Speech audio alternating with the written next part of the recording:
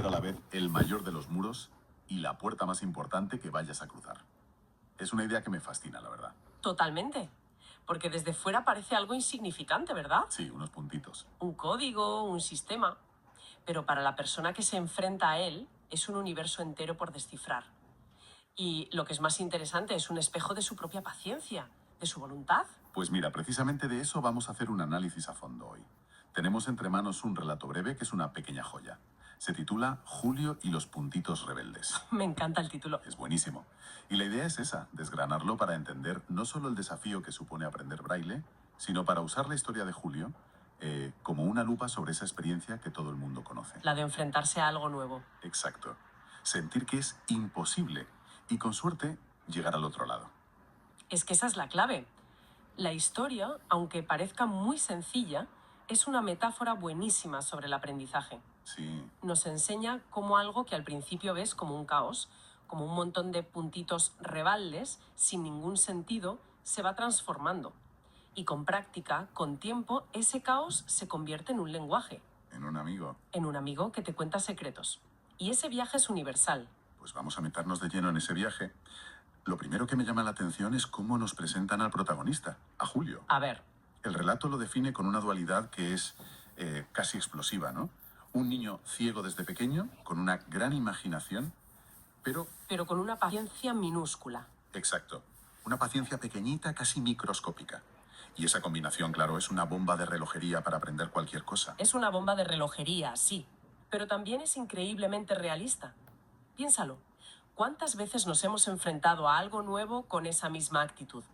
Muchísimas. El relato lo clava cuando cita el pensamiento de Julio. Dice, va, son solo puntitos, ¿qué tan difícil puede ser? Esa frase es oro puro. Es que sí, es la voz de la ignorancia feliz, esa fase inicial en la que sabes tan poco de un tema que ni siquiera eres consciente de lo complejo que es. El clásico, esto en 2 tardes me lo saco. Justo. Hay un concepto en psicología, la curva de Dunning-Kruger, que habla de esto. ¿Ah, sí? Ese pico de exceso de confianza cuando eres un novato total. Y lo fascinante del cuento es que sitúa el verdadero obstáculo no en su ceguera, que es su circunstancia, sino en su carácter. En esa paciencia microscópica. Exacto. Porque su ceguera no la puede cambiar. Pero su paciencia, eso sí es algo que va a tener que trabajar. Y la frustración, claro, no tarda en llegar.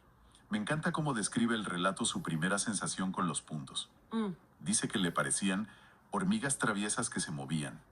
No es una descripción técnica, es totalmente emocional. Es el caos personificado.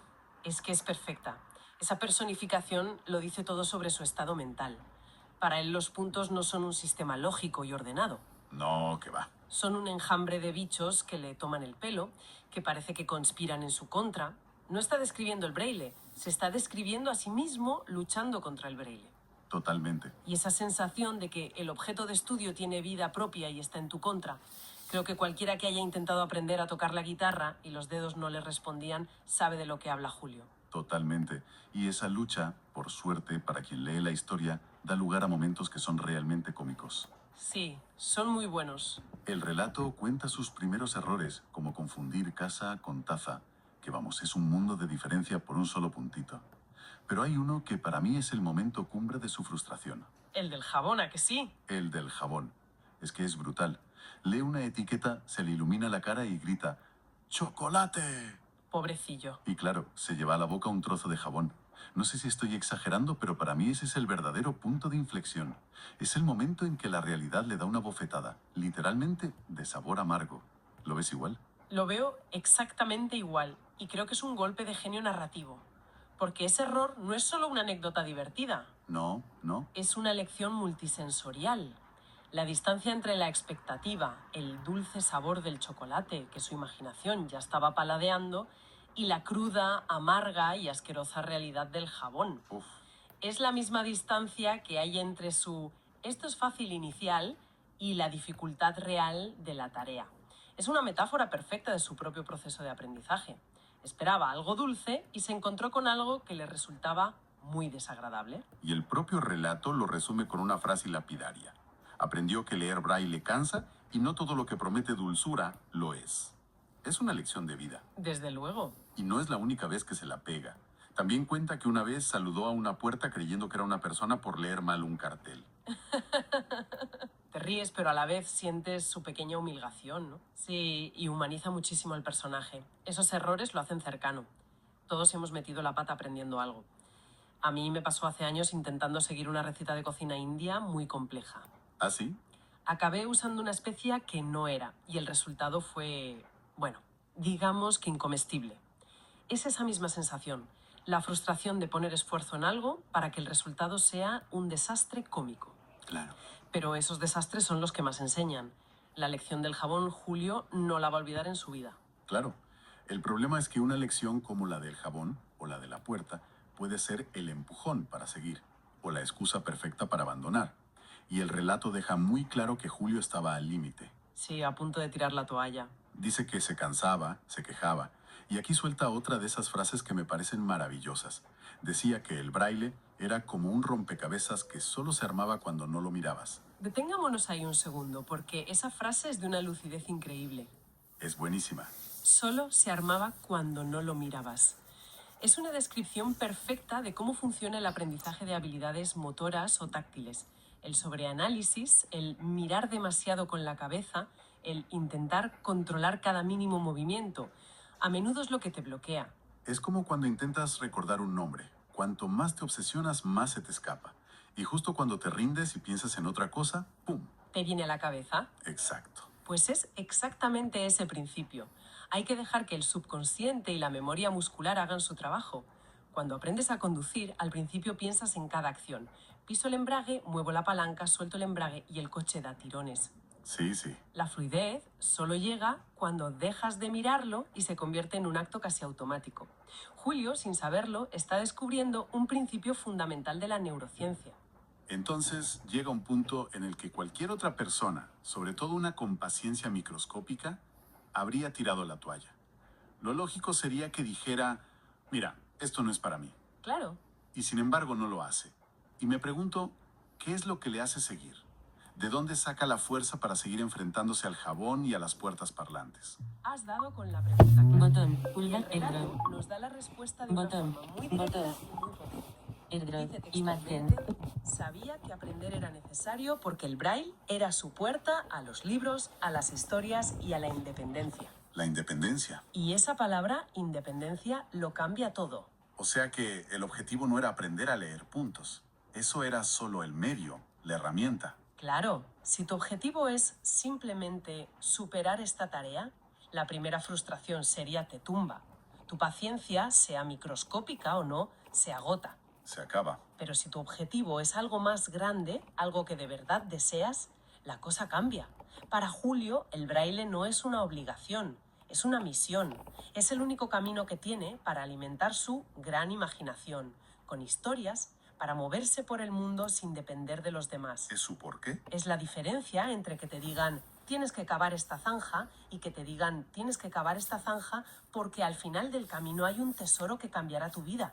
La zanja es la misma, pero la energía con la que la cavas es completamente distinta. Ese por qué es el combustible. Y vaya si le funciona. Porque a partir de ahí, el relato describe un cambio. No es de un día para otro, ¿eh? Es gradual. Poco a poco. Nos dice que sus dedos empezaron a volverse más rápidos. Pero lo más interesante no es el cambio físico, sino el de percepción.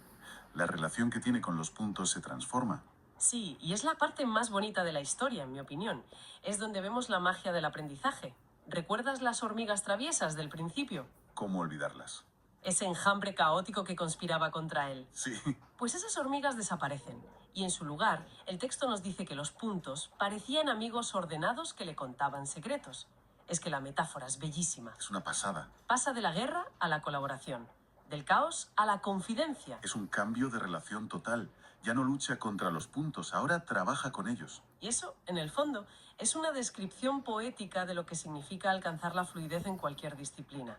Es ese momento mágico en el que el sistema deja de ser un código externo que tienes que descifrar con esfuerzo. Y se convierte en parte de ti. Se convierte en una extensión de ti mismo, se interioriza. Se convierte en el lenguaje. Los puntos ya no son un obstáculo entre él y el significado, son el vehículo directo. Claro. Por eso son amigos que le cuentan secretos. Hay una complicidad, una confianza, ya no tiene que pensar en ellos, solo tiene que escuchar lo que le dicen. Y ese proceso culmina en un momento que no es nada espectacular, no hay fuegos artificiales, pero que para él es un triunfo absoluto. Un triunfo silencioso. El texto lo describe con una simpleza genial.